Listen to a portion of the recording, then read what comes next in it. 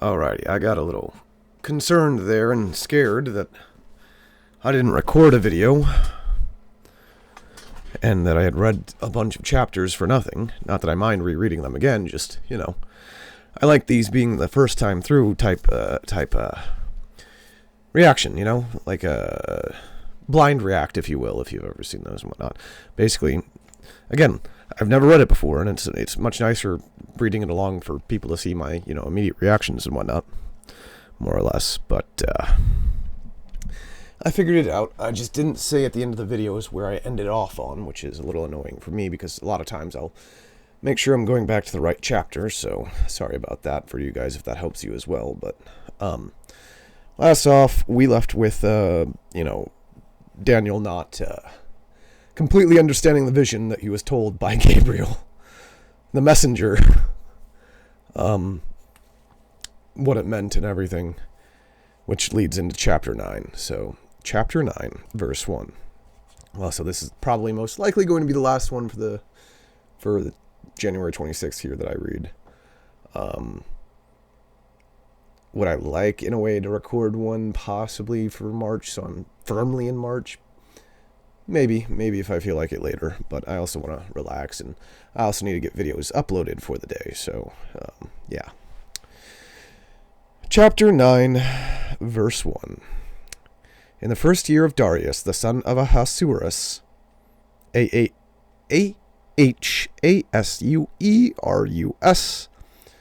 okay, Ahasuerus is how I'm going to say it, by descent a Mede, who was made king over the realm of the Chaldeans, in the first year of his reign, I, Daniel, perceived in the books the number of years that, according to the word of the Lord to Jeremiah the prophet, must pass before the end of the desolations of Jerusalem, namely 70 years. Then I turned my face to the Lord, seeking him by prayer and pleas for mercy, while with fasting and sackcloth and ashes. I prayed to the Lord my God, and made confession, saying, O Lord, the great and awesome God, who keeps covenant and steadfast love with those who love him and keep his commandments. We have sinned and done wrong, and acted wickedly and rebelled, turning aside from your commandments and rules. We have not listened to your servants, the prophets, who spoke in your name to our kings, our princes, and our fathers, and to all the people of the land. To you, O Lord, belongs righteousness, but to us open shame, as at this day to the men of Judah, to the inhabitants of Jerusalem, and to all Israel, those who are near and those who are far away, in all the lands to which you have driven them, because of the treachery that they have committed against you. To us, O Lord, belongs open shame, to our kings, to our princes, and to our fathers, because we have sinned against you. To the Lord our God belong mercy and forgiveness, for we have rebelled against him, and have not obeyed the voice of the Lord our God by walking in his laws, which he set before us by his servants the prophets. All Israel has transgressed your law and turned aside, refusing to obey your voice. And the curse and oath that are written in the law of Moses, the servant of God, have been poured out upon us, because we have sinned against him. He has confirmed his words, which he spoke against us and against our rulers who ruled us, by bringing upon us a great calamity. For under the whole heaven there has not been done anything like what has been done against Jerusalem. I want to make sure it's still capturing. Cool. Like what has been done against Jerusalem. He has confirmed his words, which he spoke against us and against our rulers who ruled us, by bringing upon us a great calamity. For under the whole heaven there has not been done anything like what has been done against Jerusalem, as it is written in the law of Moses. All this calamity has come upon us, yet we have not entreated the favor of the Lord our God, turning from our iniquities and gaining insight by your truth. Therefore the Lord has kept ready the calamity and has brought it upon us, for the Lord our God is righteous in all the works that he has done, and we have not obeyed his voice. And now, O Lord our God, who brought your people out of the land of Egypt with a mighty hand, and have made a name for yourself. As at this day we have sinned, we have done wickedly. O Lord, according to all your righteous acts, let your anger and your wrath turn away from your city Jerusalem, your holy hill, because for our sins and for the iniquities of our fathers, Jerusalem and your people have become a byword among all who are around us. Now therefore, O our God, listen to the prayer of your servant and to his pleas for mercy. And for your own sake, O Lord, make your face to shine upon your sanctuary, which is desolate. O my God, incline your ear and hear. Open your eyes and see our desolations, and the city that is called by your name. For we do not present our pleas before you because of our righteousness, but because of your great mercy. O Lord, hear. O Lord, forgive.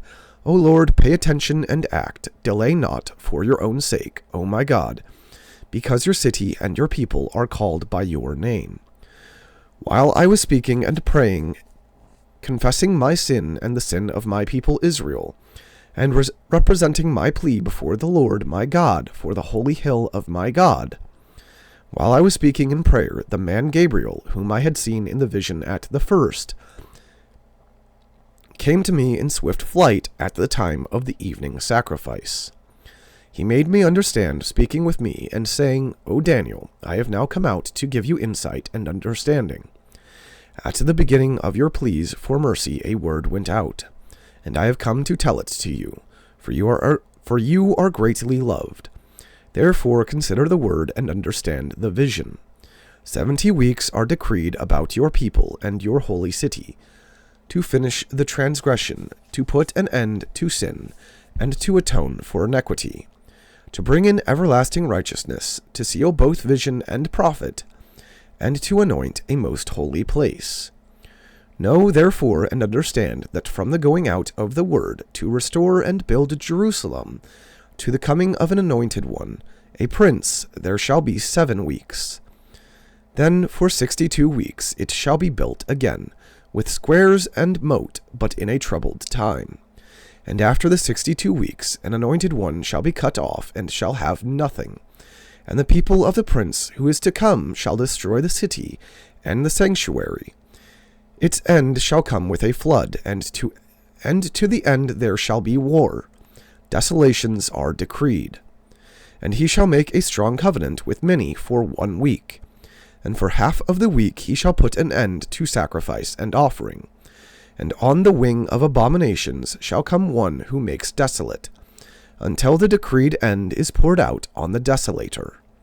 Which brings us to chapter 10. Wow, 8 minutes for that one. Man. Chapter 10, verse 1. In the 3rd year of Cyrus, king of Persia, a word was revealed to Daniel, who was named Belteshazzar, and the word was true.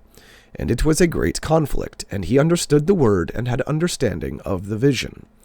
In those days I, Daniel, was mourning for 3 weeks.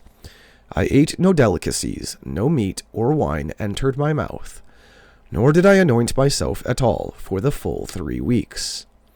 On the 24th day of the 1st month, as I was standing on the bank of the great river, that is the Tigris, Tigris, I lifted up my eyes and looked, and behold, a man clothed in linen, with a belt of fine gold from Upaz around his waist.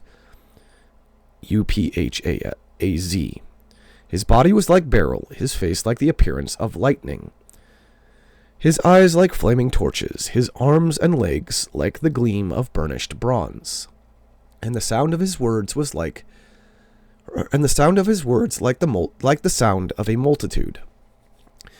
And I, Daniel, alone saw the vision, for the men who were with me did not see the vision, but a great trembling fell upon them, and they fled to hide themselves. So I was left alone, and saw this great vision, and no strength was left in me. My radiant appearance was fearfully changed, and I retained no strength. Then I heard the sound of his words, and as I heard the sound of his words, I fell on my face in a deep sleep, with my face to the ground. And behold, a hand touched me, and set me trembling on my hands and knees. And he said to me, O Daniel, man greatly loved, understand the words that I speak to you, and stand upright, for now I have been sent to you. And when he had spoken this word to me, I stood up, trembling. Then he said to me, Fear not, Daniel, for from the first day that you set your heart to understand, and humbled yourself before your God, your words have been heard.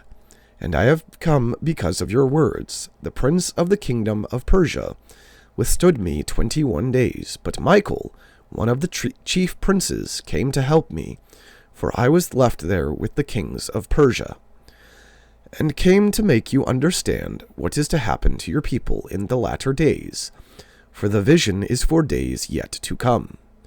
When he had spoken to me according to these words, I turned my face toward the ground and was mute. And behold, one in the likeness of the children of man touched my lips. Then I opened my mouth and spoke. I said to him who stood before me, O my Lord, by reason of the vision, pains have come upon me, and I retain no strength. How can my Lord's servant talk with my Lord? For now no strength remains in me, and no breath is left in me. Again, one having the appearance of a man touched me and strengthened me. And he said, O man greatly loved, fear not. Peace be with you. Be strong and of good courage. And as he spoke to me, I was strengthened and said, Let my Lord speak, for you have strengthened me. Then he said, Do you know why I have come to you? But now I will return to fight against the prince of Persia. And when I go out, behold, the prince of Greece will come. But I will tell you what is inscribed in the book of truth. There is none who contends by my side against these except Michael, your prince. Which brings us to chapter 11. Chapter 11, verse 1. And as for me, in the first year of Darius the Mede, I stood up to confirm and strengthen him. And now I will show you the truth. Behold, 3 more kings shall arise in Persia, and a 4th shall be far richer than all of them. And when he has become strong through his riches, he shall stir up all against the kingdom of Greece. Then a mighty king shall arise, who shall rule with great dominion, and do as he wills. And as soon as he has arisen, his kingdom shall be broken and divided toward the 4 winds of heaven, but not to his posterity, nor according to the authority with which he ruled. For his kingdom shall be plucked up and go to others besides these. Then the king of the south shall be strong, but one of his princes shall be stronger than he, and shall rule, and his authority shall be a great authority. After some years they shall make an alliance, and the daughter of the king of the south shall come to the king of the north to make an agreement. But she shall not retain the strength of her arm, and he and his arm shall not endure, but she shall be given up, and her attendants, he who fathered her, and he who supported her in those times. And from a branch from her roots one shall arise in his place. He shall come against the army, and enter the fortress of the king of the north, and he shall deal with them, and shall prevail. He shall also carry off to Egypt their gods with their metal images, and their precious vessels of silver and gold. And for some years he shall refrain from attacking the king of the north. Then the latter shall come into the realm of the king of the south, but shall return to his own land. His sons shall wage war and assemble a multitude of great forces, which shall keep coming and overflow and pass through, and again shall carry the war as far as his fortress. Then the king of the south, moved with rage, shall come out and fight against the king of the north.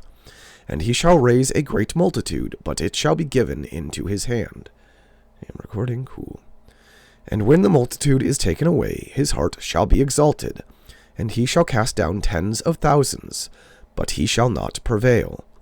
For the king of the north shall again raise a multitude greater than the first. And after some years he shall come on with a great army and abundant supplies.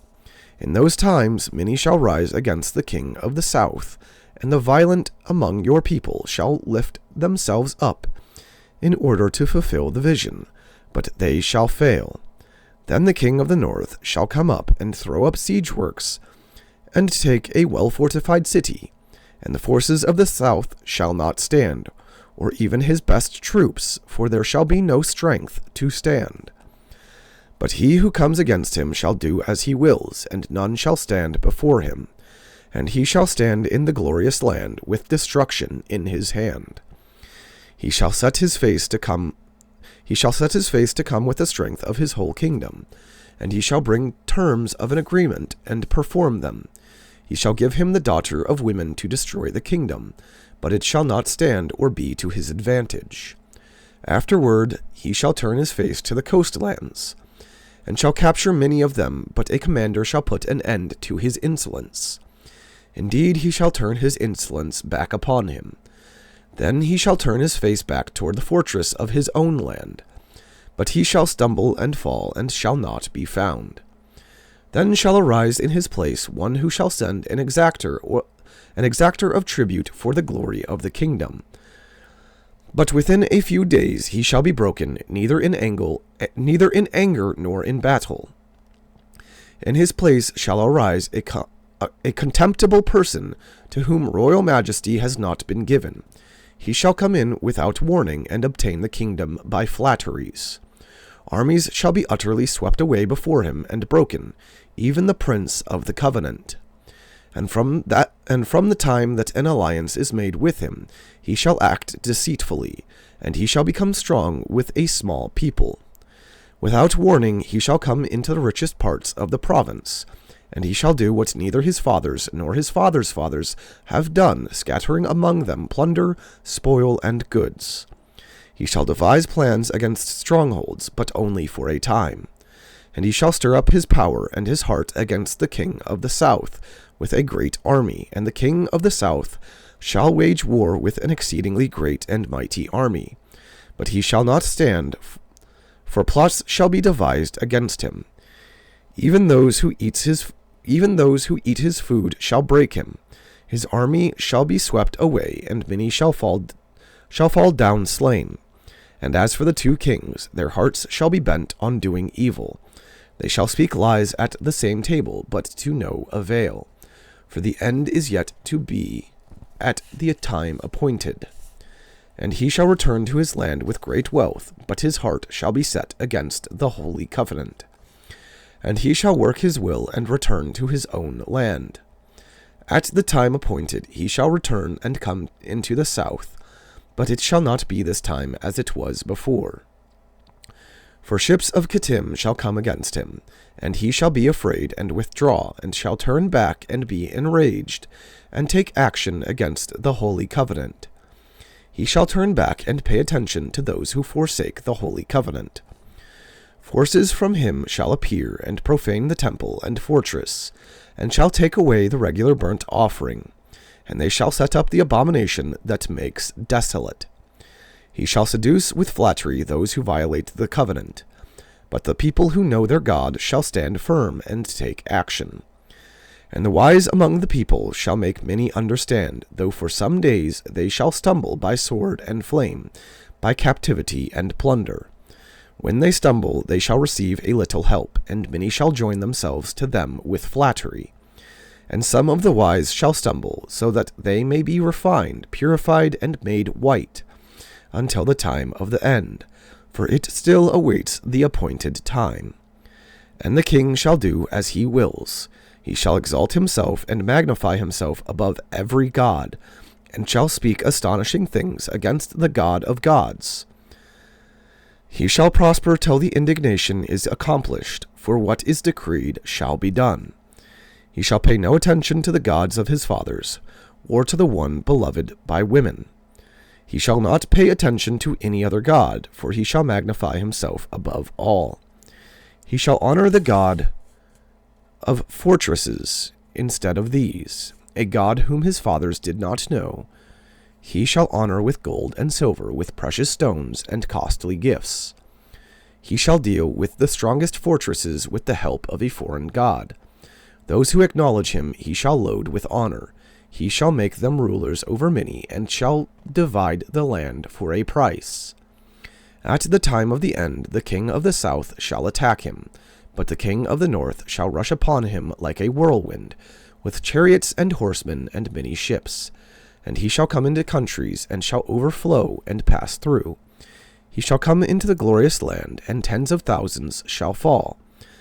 But these shall be delivered out of his hand, Edom and Moab, and the main parts of the Ammonites.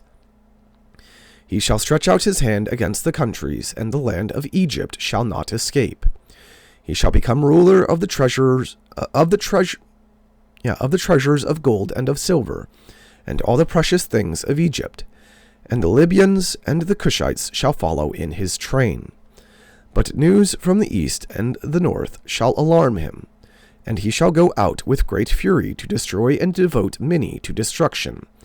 And he shall pitch his palatial, Palatial, I haven't really seen that word before. I'm going to say it's palatial tents between the sea and the glorious holy mountain. Yet he shall come to his end with none to help him. Daniel 11:12. There's only 12 chapters here? Wow. Okay. Yeah.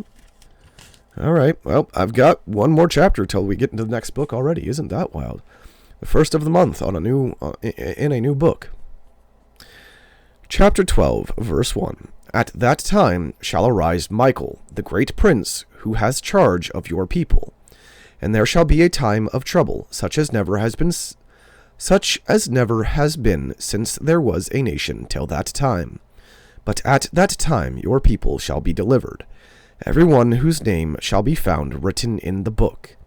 And many of those who sleep in the dust of the earth shall awake, some to everlasting life, and some to shame and everlasting contempt.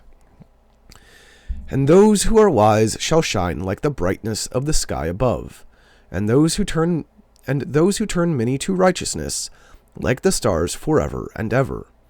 But you, Daniel, shut up the words and seal the book, until the time of the end. Many shall run to and fro, and knowledge shall increase. Then I, Daniel, looked, and behold, two others stood, one on this bank of the stream, and one on that bank of the stream. And someone said to the man clothed in linen, who was above the waters of the stream, How long shall it be till the end of these wonders? And I heard the man clothed in linen, who was above the waters of the stream. He raised his right hand and his left hand toward heaven, and swore by him who lives forever that it would be for a time, times and half a time, and that when the chattering of the power of the holy people comes to an end, all these things would be finished. I heard, but I did not understand. Then I said, O my Lord, what shall be the outcome of these things? He said, Go your way, Daniel, for the words are shut up and sealed until the time of the end. Many shall purify themselves and make themselves white and be refined. But the wicked shall act wickedly, and none of the wicked shall understand. But those who are wise shall understand. And from the time that the regular burnt offering is taken away, and the abomination that makes desolate is set up, there shall be 1,290 days. Blessed is he who waits and arrives at the 1,335th days. But go your way till the end, and you shall rest, and shall stand in your allotted place at the end of days. I'm kind of left wondering if this Prince Michael is the Archangel Michael. Super wild and weird connection, but, like, could it be? Is it? I don't know. But, like, at the same time, Michael's, like, it's seeming like this Prince of the South kind of seems like, or is it the North here? No, it's the South.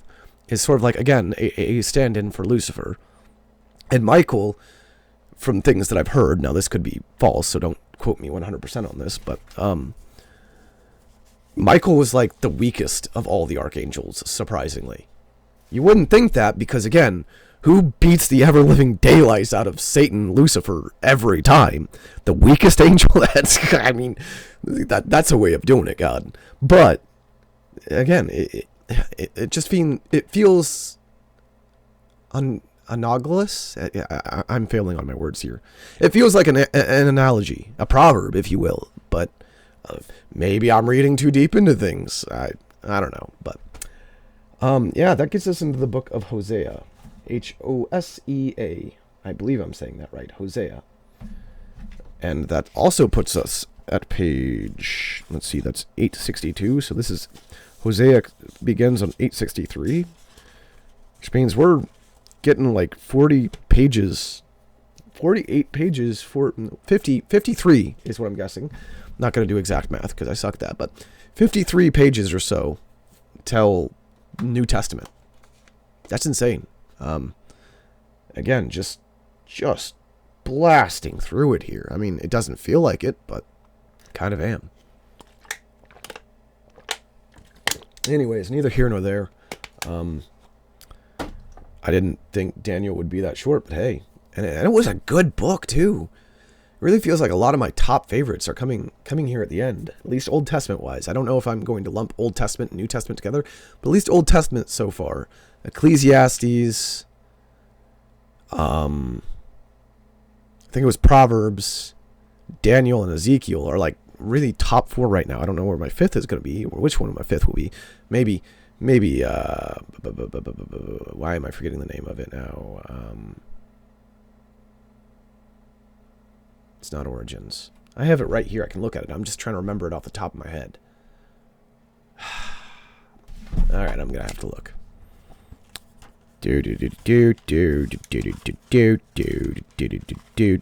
Genesis. I was going to call it Origins. That's from Call of Duty Black Ops, though. Anyways, Genesis. Possibly 5th. Because, again, where can you start but the beginning? Anyways. But also kind of ironic that it would be at the end of the top 5 list. That's insane. Man, God's amazing. Anyways. Sorry. Not going to blab off, and my voice sounds like crap. So, thank you all for watching and listening along and following along and giving me your time of day. And as always, God bless you all.